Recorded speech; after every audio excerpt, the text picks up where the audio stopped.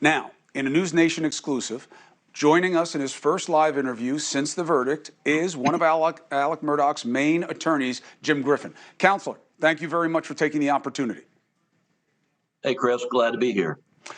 First question. I know this fight is not over for you. You guys definitely are going to figure out the team, but you plan a vigorous appeal. We'll talk about that. But when you heard that they were back with a verdict, what did you think it was going to be? Well, because he came back so quickly and doing this for 30 plus years, I mean, that's normally a sign of it's a guilty verdict. We were shocked that they did come back so quickly.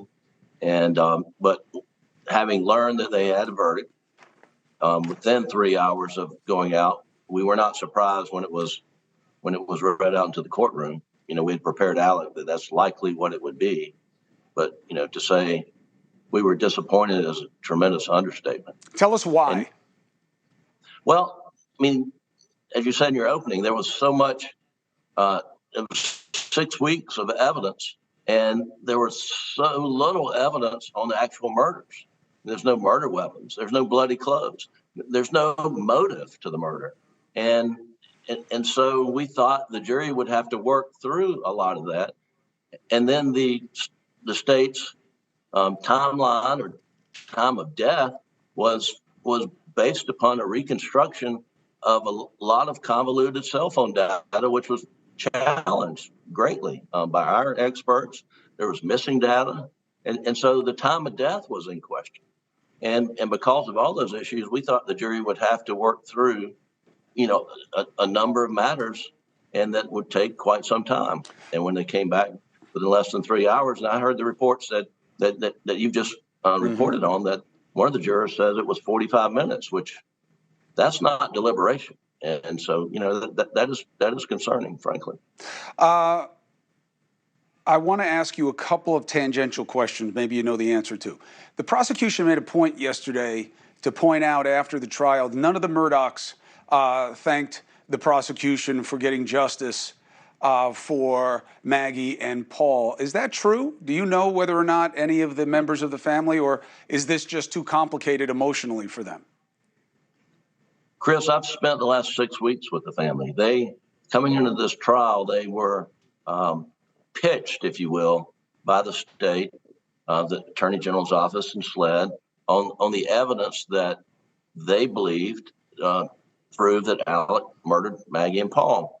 And, you know, frankly, significant pieces of that evidence were never presented at trial because it didn't exist. For example, there was, you know, much ado about blood spatter, which is high velocity blood that someone would get as a blowback if you shoot someone or if you're near someone who's been shot, and that was a big part of the state's case when they went to the grand jury, and that was a big part of the state's case as they told the family why they believe Alec committed these crimes. And then moving forward, going to trial, as we learned during discovery, and we brought up during trial that there's no blood on the shirt. So how could there be blood spatter?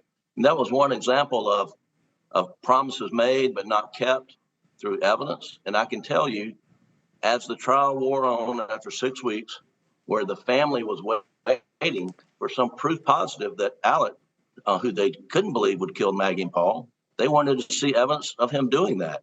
And they didn't see evidence. And coming away from the trial, they were more convinced than ever that he did not do it. And that's where they stand this evening.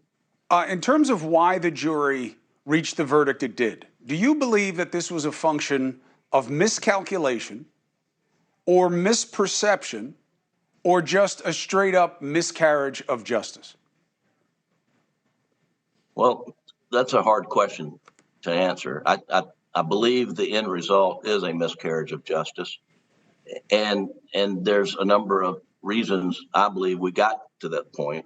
The biggest one is that we were unsuccessful in convincing Judge Newman, who we have the greatest respect for, that the evidence of financial crimes should not be presented to the jury, that should be a separate matter, and it would just be character evidence. It would paint Alec as a bad person. And the state, as you know, argued No, it's part of the motive of why he would kill Maggie and Paul. And we thought the link from him being confronted as to whether he diverted some attorney's fees and maybe having a motion hearing coming up was just insufficient and frankly illogical that someone would then go home and kill their wife and son.